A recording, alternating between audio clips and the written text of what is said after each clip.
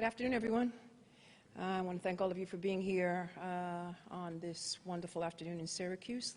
Allow me to acknowledge some individuals: the Madison County Sheriff, Todd Hood, Onondaga County Executive Ryan McMahon, City of Syracuse Mayor, the great Ben Walsh, the Chief of the Syracuse Police Department, Kenton Buckner, Oneida County Sheriff Robert Mushol, I hope I pronounced that correctly, State Senator Rachel May, State Senator John Mannion, Assembly Member Bill Magnarelli, who I had the opportunity of working with when I worked in the state legislature, Assembly Member Al Sturpey, and of course my very good friend, Assembly Member Pam Hunter, New York State Police Acting Major Vincent Lightcap, New York State Police Lieutenant Jason Place, the Chief Police Deputy of Onondaga, Joseph Cicerelli. Did I say that correctly?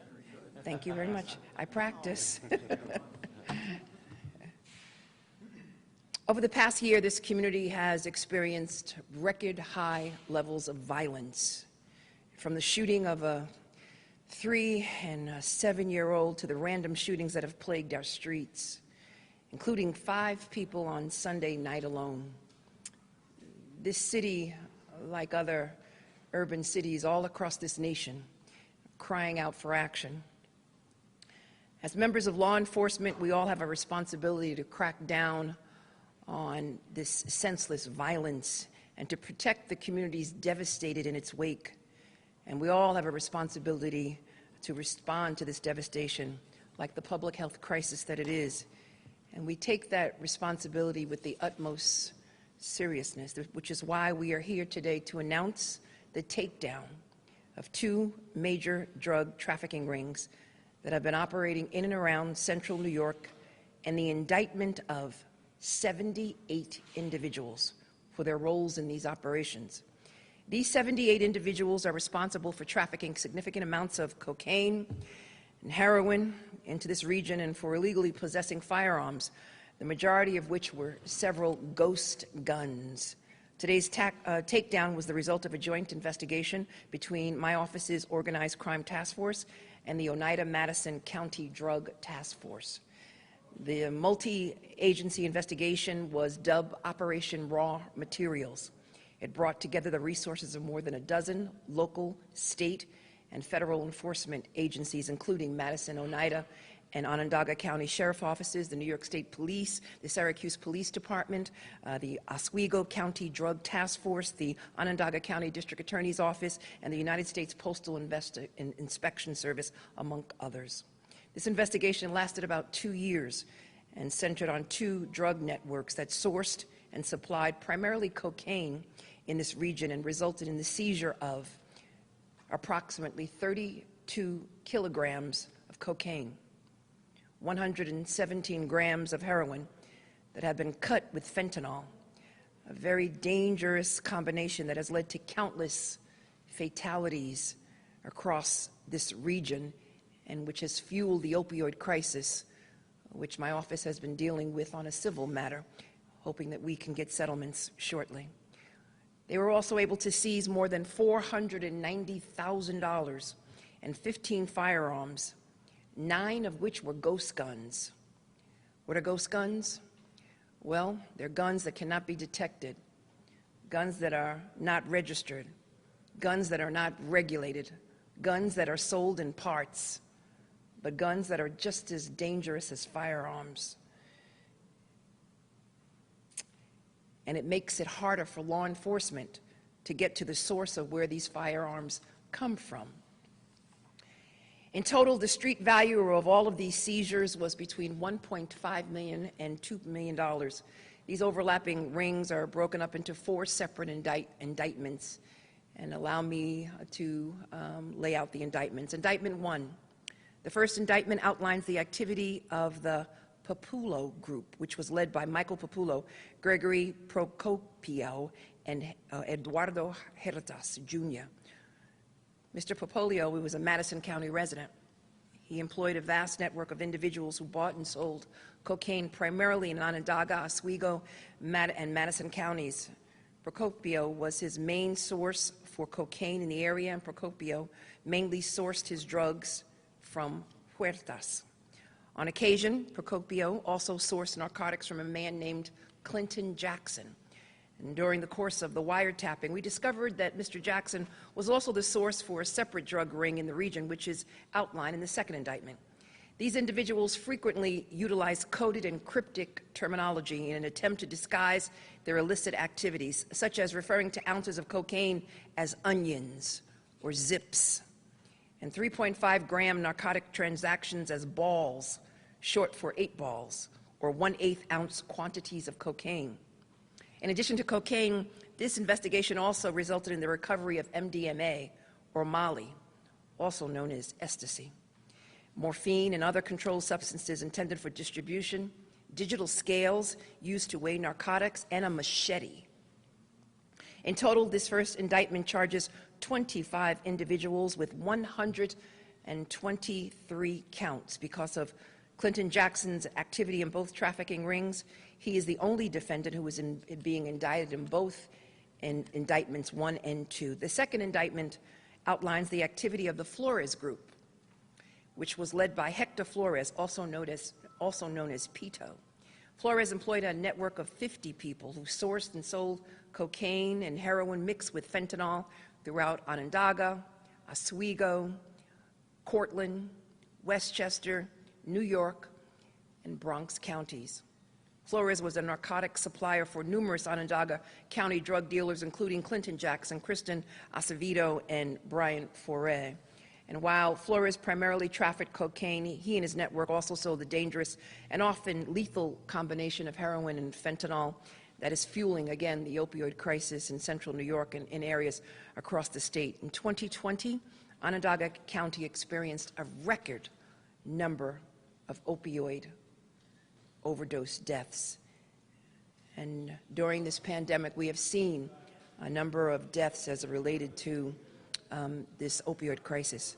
According to the County Health Department, there were 156 opioid-related deaths in 2020, up from 127 in 2019.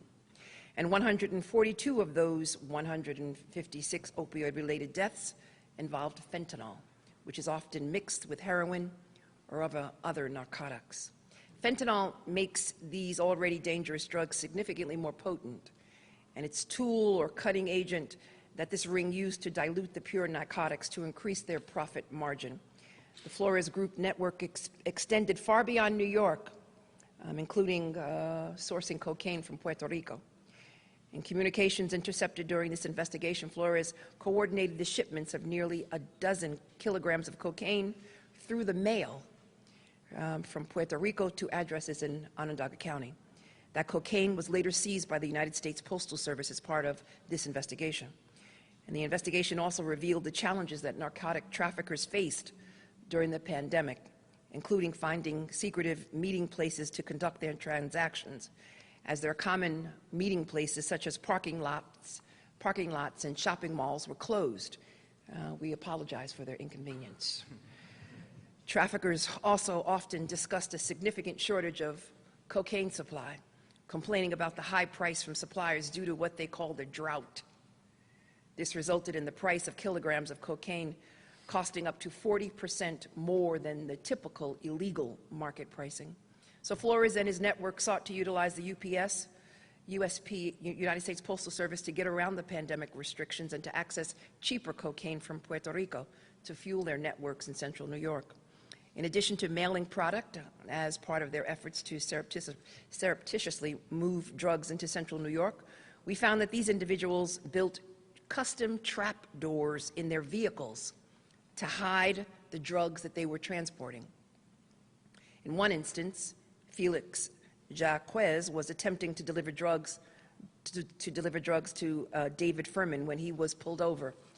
And these law enforcement officers, they found 1.5 kilograms of cocaine inside a mechanical trap door in the glove compartment of the vehicle. In total, this indictment charges 50 individuals with 226 counts for their roles in this drug trafficking ring. Flores is being charged with operating as a major trafficker, which carries a mandatory life sentence in state prison. The third indictment focuses on Robert Miguel Lopez, who shipped cocaine from Florida to New York to Miguel Ventura, Montana. In November 2020, Mr. Montana then drove the drugs from New York City to Syracuse, where he was intercepted by our detectives and law enforcement partners. And we were able to recover 3 kilograms of cocaine and $31,000 in cash that were again hidden in a custom trapdoor in the center console of the car.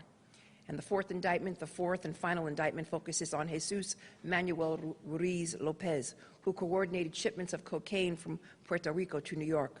In one particular instance, Ruiz Lopez orchestrated a shipment of 3 kilograms of cocaine from Puerto Rico to Carlos Guzman, who was in Rochester. In March 2021, again, these fine detectives and great law enforcement partners stopped Guzman while he was driving that shipment from Rochester to Syracuse. In addition to the 3 kilograms of cocaine, we seized $36,000 in cash and a loaded .40 caliber Sugar handgun. In total, the third and fourth indictment charged 4 individuals with 6 counts for their roles in trafficking these narcotics and weapons possession. As I mentioned earlier, all 78 of these individuals were charged on 335 counts today in Onondaga County Court for their roles in these dangerous drug operations, and the counts include operating as a major trafficker, Class A1 felony, criminal sale and criminal possession of a controlled substance, conspiracy to commit these crimes, criminal possession of a weapon. Today's takedown is the latest example of my office's commitment to combating the often violent drug operation that puts us all at risk, but most importantly, puts at risk innocent victims. And I've seen too many in my lifetime. Since 2017, my office's suburban and upstate response to the growing epidemic of surge initiative has taken 722 alleged drug traffickers off these streets. And while this major takedown today won't rid our streets of all of the evil that is still out there, it is a critical step in our efforts to combat violent crime and hold accountable those who seek to endanger our communities, and I will continue to do so as long as I am the Attorney General of the great state of New York. So this is a message to anyone who wants to engage in illegal trafficking of drugs or guns. I'm not going to stop. And if you continue to engage in and sell this poison, my law enforcement detectives and my partners in law enforcement, we will come after you. Amen. So,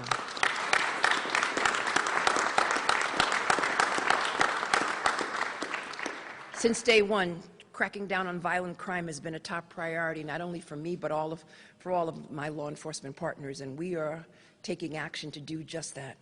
I want to thank our partners in law enforcement. I want to thank them for their work and for their support in this investigation, and I want to specifically acknowledge each and every one of them. But I want to make a promise to their families that I pray every night that they come home safe to you, and we're going to do all that we can to keep them safe, beginning with Madison County Sheriff Investigator Rocco DiPerno and Sergeant Jonathan Morticelli. I make sure I pronounce these correctly. I need to say them correctly because they have done so much for all of us. None of this would have been possible without the tireless work of my office's Organized Crime Task Force, and I want to thank OCTF Detective William Eisenbeck, OCTF Supervising Detective Tom Wolf, Assistant Deputy Attorney General Jeffrey Sirek, Upstate OCTF Deputy Sheriff Maria Moran, OCTF Confidential Assistance Teresa Rowe, OCTF Legal Support Analyst Mariah Letts, all under the supervision of the wonderful OCTF Deputy Chief Investigator John McManus, of course our first Deputy Chief Investigator John Reedy, and of course the Chief of Investigations Oliver Pufo, and of course the fabulous and wonderful and beautiful and the woman who is so obsessed, I think she's even more obsessed with drugs and guns, our Deputy Attorney General in charge of OCTF Nicole Keary. And of course our Chief Deputy Attorney General for Criminal Justice Jose Maldonado. And now, let's hear from the individuals who actually did the work. And I'd like to call up our first speaker, the Madison County Sheriff, Todd Hood, who was integral partner in this investigation and takedown. The Sheriff, it's yours. Thank you. Thank you, Attorney General. Rocco DiPerno, John Morticelli, raise your hand over there quick. Those are the two guys who made it happen. Got the whole ball rolling on this. And this is big. This is big. The guns, the drugs, this is everything that we're trying to combat in central New York. And I'll tell you, the people that are out there watching, get behind your local police, get behind your state police, get behind law enforcement. When you get behind us, we get things done, we get your support, and we can help keep people safer, and it's very important to hear that message, and I want to get that out there. Rob Mashel in my office founded the drug task force between Madison and Oneida County. He couldn't be here today. He sends his goodwill, though. There were 13 police agencies involved in this investigation. And then the New York State Attorney General's office came in and with the full force of their officer gave us a ton of assistance in getting all this done, and we are extremely appreciative. This is a model for teamwork. I see guys in this room that I've been working with for 25, 30 years in here, and everybody came together in this case from all agencies. When they did the raid this morning to get everybody ready, it was a sea of cops. There were hundreds of cops that came together from all over the state and joined up this morning, and they went out there and they got after these people. And the streets of central New York, all the way down to New York City, all the way down to Florida where this thing went, are going to be safer because some of these people are taken off the streets. Overall, 78. There's a few people that are out there running around. We're coming after you too. We'll get you. I just wanted to say thank you to everybody that's up here and the men and women of law enforcement. You know, all these people and their leadership plays such a big part in what we do. I want to thank everybody and wish all you guys the best. And like I said, great job, you guys, with this case. And it just goes to show what teamwork can do in law enforcement. Thank you. Thank you.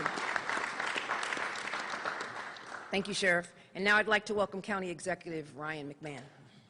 Thank you.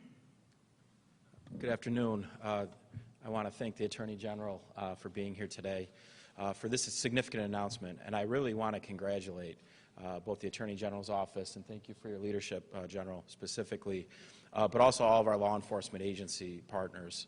This is incredible, and we've learned a lot over the last year and a half, but one I think of the biggest lessons we've all learned is about partnership and how we can do amazing things when we work together. These two tables in front of us represent the two emerging crises in our community right now. When we think about the opioid crisis and how painful this is right here, when I look at that, that is a lot of pain that families have lived through. And then I know with everything that we're going through with youth violence and violence, this table here, the fact that these are now off the streets and out of the hands of individuals that intentionally meant to do us harm is such a significant win for our community today. I can't really explain it. And the Attorney General talked about it. We had the worst year in our opioid fight in 2020. And a lot of that you could predict, right? You could predict the isolation, what that would mean. But people took advantage of that. And these professionals really sent a powerful message today. So this is how we get back at it. And the Attorney General, your office, Attorney General, has done amazing work trying to hold other people accountable for the opioid crisis, and I know there will be more to come on that, so I want to thank you for that. But I wanted to look every law enforcement partner in the eye today, and I just wanted to thank you all. I want to thank you all for how you did this operation and how you executed it flawlessly. You put yourself at harm's front door this morning, and you got the job done. And from the bottom of my heart and almost the 500,000 people I represent, I want to thank you for getting this cancer out of the hands of people that had very bad intentions. So thank you all. Thank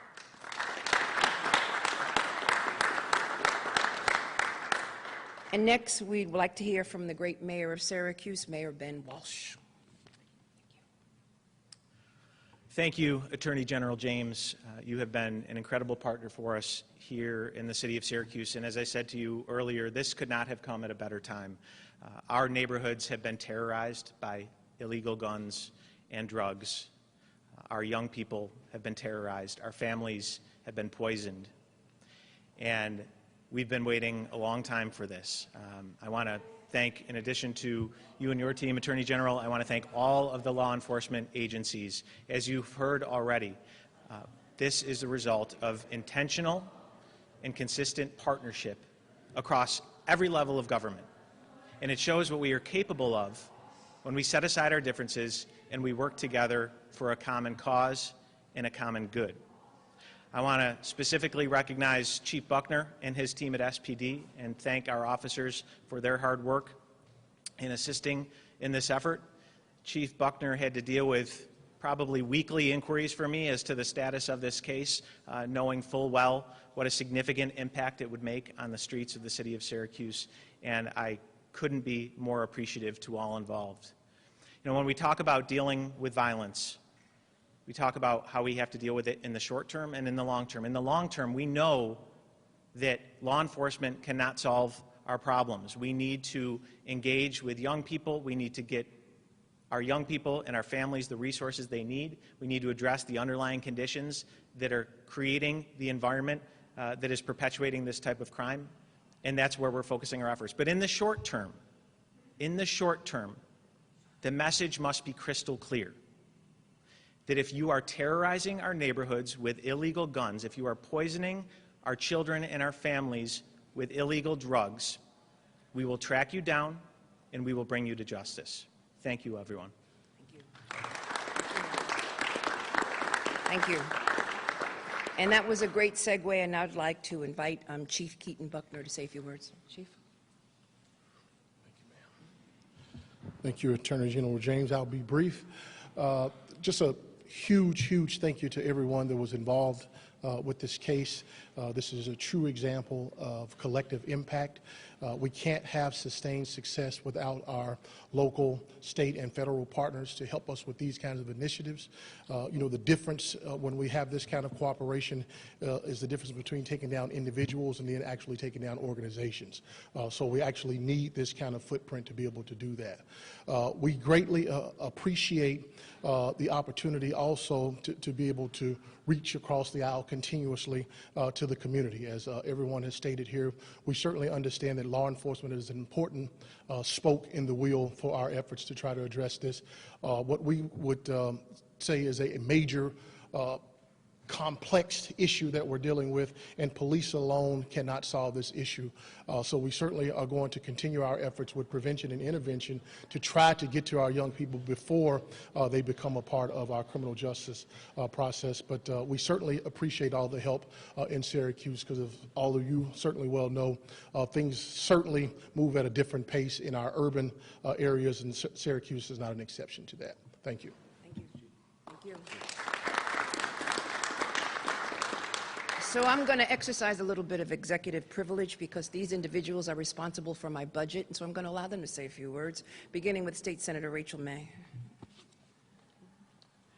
Thank you, Attorney General. And I also just want to thank the law enforcement from the Attorney General's office right on down to who work together to do this amazing thing, which it's stunning just to look at the results, but to think about the danger and the coordination that was required is just almost breathtaking. So thank you, everyone who was involved, and let's keep up this kind of coordination, because I see a brighter future for our communities through what you're doing. Thank you. Thank you. State Senator John Magnon.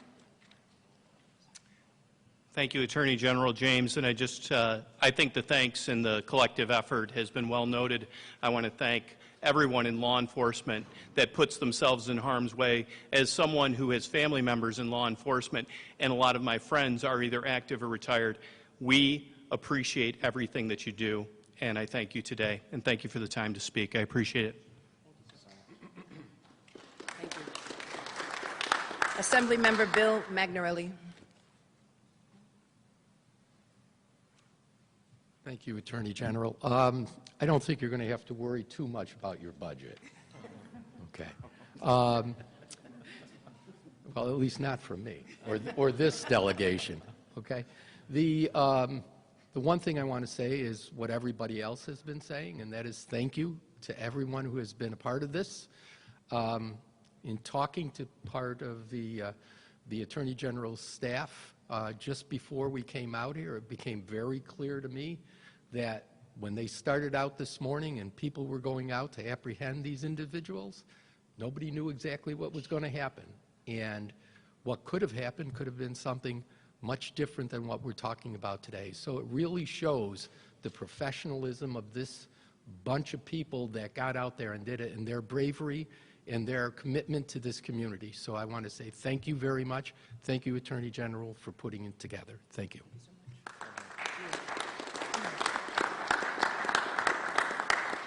Assemblymember Al Sturpey. Thank you. Very briefly, I know most people think this happens just in the city of Syracuse, but that's not really true. I know that out in my district, the village of North Syracuse, the town of Cicero, places like that, this is happening all over. So with that in mind, again, thank you very much to everyone involved. It's something that most people don't think about every day unless you're involved, and I'm sure you think about it many times a day.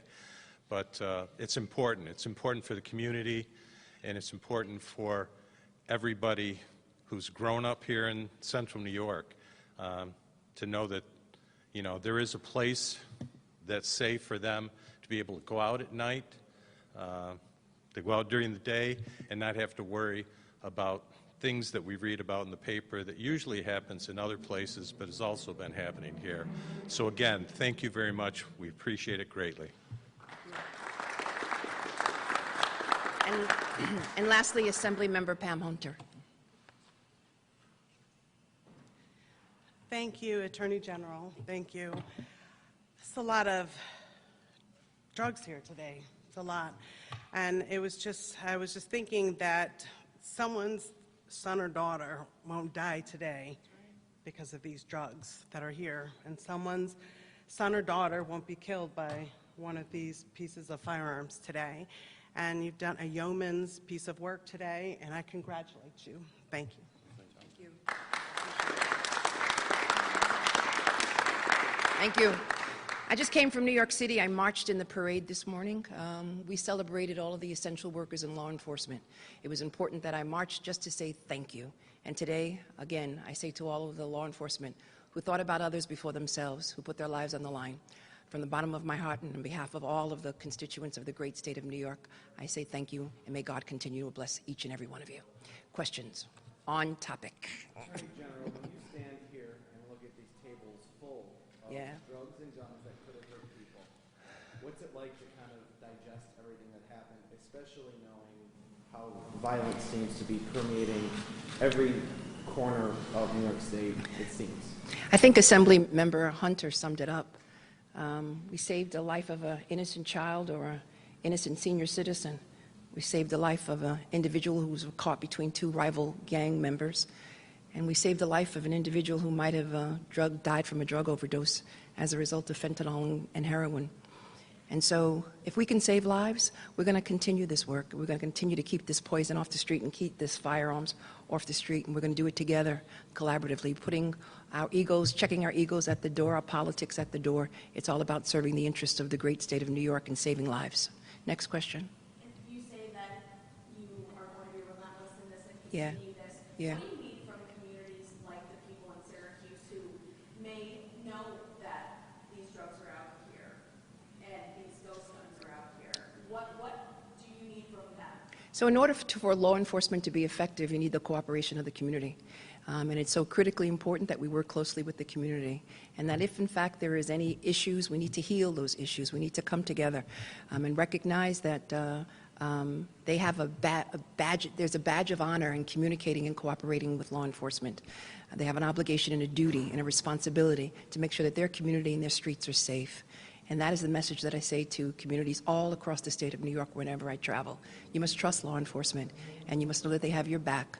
And it's important that you communicate with them and recognize that you have an obligation and a duty as a citizen of this great state. Any other questions?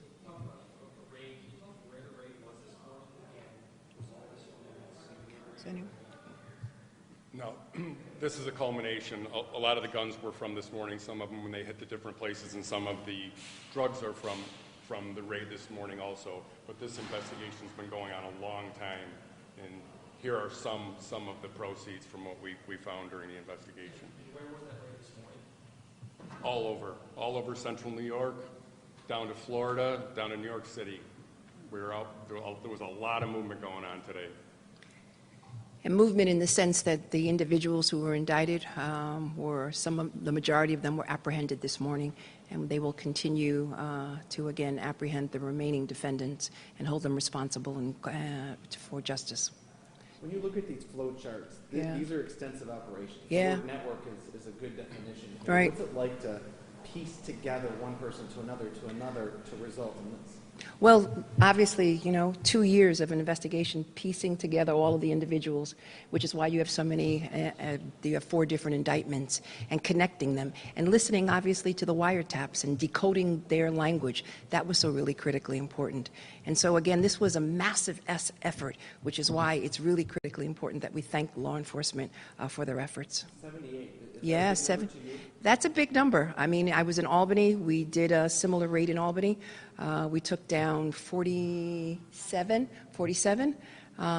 So this is not bad. Again, the message is clear. If you're going to engage in this type of poison, and if you're going to continue to possess firearms and traffic in firearms, and continue to cause carnage and harm and destruction on the streets of Syracuse or any other part of New York, we're coming after you. We're coming after you, plain and simple. The governor declared a disaster emergency yesterday and outlined a pretty robust plan to get exactly what we see here off the streets all across New York State. Do you support his plan, his intentions with that? Oh, without a doubt, 100%. I support the governor and his efforts.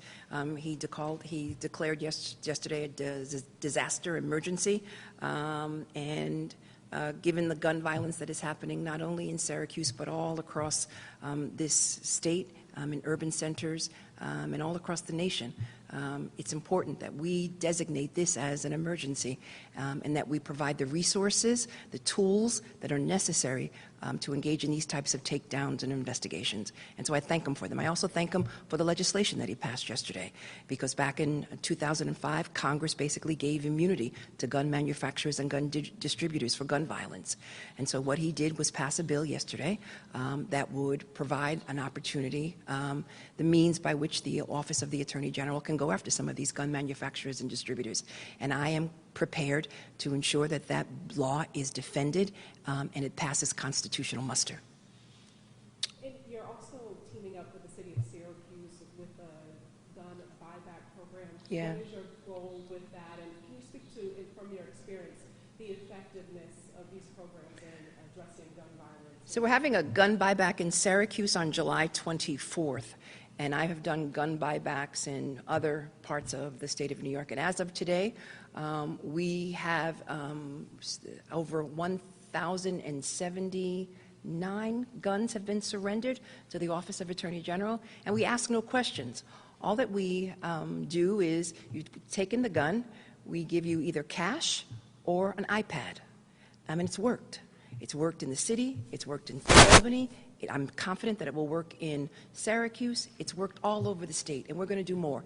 And I wish we had more resources, and I'm looking to identify additional resources so that in addition to iPads and cash, I can provide you with housing. I can provide you with mental illness. I can provide you whatever means that you need to get you out of the business. If you're afraid of gangs for some reason or another, provide you with some protection. We've got to take a gun out of the hand of an individual, and you have to, again, provide it with something in return, and something that addresses their felt needs. And if their felt needs, again, are housing, et cetera, or employment, we should be able to do that, and that's something that I'm focusing on. Do you know what percentage are illegal guns or those connected to crimes that we've been able to? So again, there's no questions asked, and there's no tracing on these guns.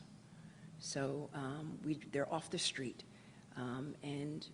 Again, as the Assembly member mentioned, we probably saved a life or two on the streets of Syracuse and beyond. Last question.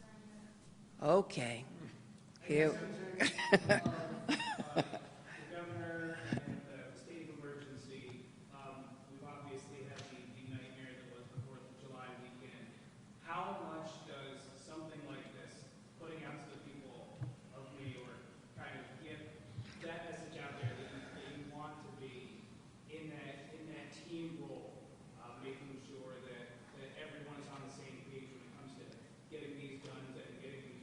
I think the message is very important. One, community cooperation is really clear and key.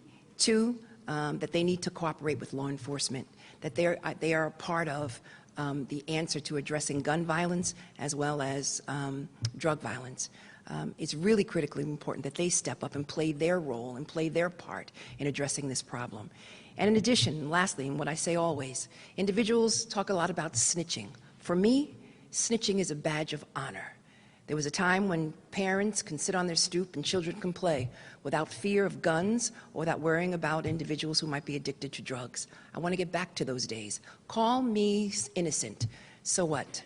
I look forward to working with law enforcement all across the state, again, in ridding the streets of these firearms and also of illegal drugs. It represents, in my mind, poison. I've seen the destruction. I've been before too many caskets. I've held too many mothers and too many fathers, and I don't want that to happen ever, ever again anymore. Okay. Off-topic questions. Yeah. That investigation is still ongoing, so I have nothing more to report. Do you have a timeline on the investigation into the harassment allegations against the governor? No timeline, but that investigation is ongoing as well.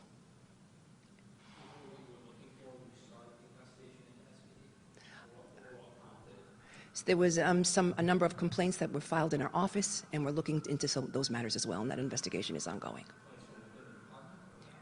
Without. Any other questions?